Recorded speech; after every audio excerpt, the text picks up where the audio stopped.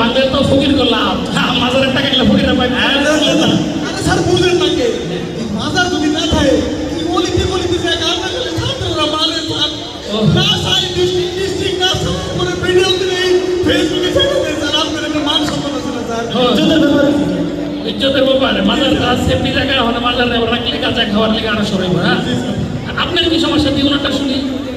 আপনি কেন আসছেন? কি এর আন্দোলন আন্দোলন এক দফা কি বলেন?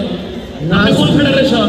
না স্যার আমি কিছু জানি না, মানে ওই যে জানলার ফাঁকটা দেখলাম খালি আন্দোলন আর আন্দোলন, আমার আর ভালো লাগে না।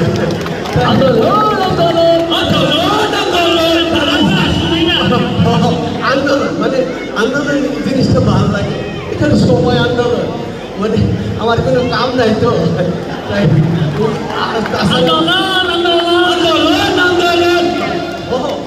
ওই যে একটা আন্দোলনের মৌসুম চলতেছে, আমি ঘরে থাকতে পারলাম না স্যার, আমি একটা আন্দোলনে এসে বললাম চাই পাই স্যার,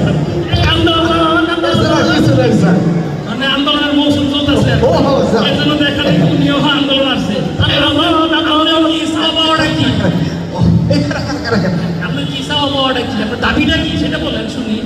স্যার আমার কোনো দাবি নাই, এর মানে সবাই আসছে সবার দেহা দিয়ে আমি আসি।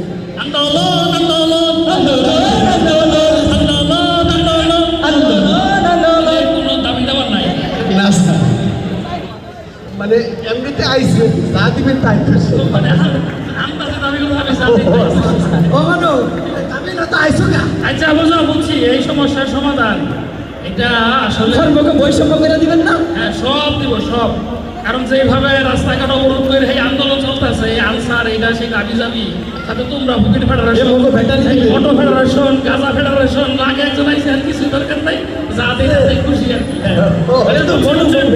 এই সমস্যার সমাধান এই দেওয়ার জন্য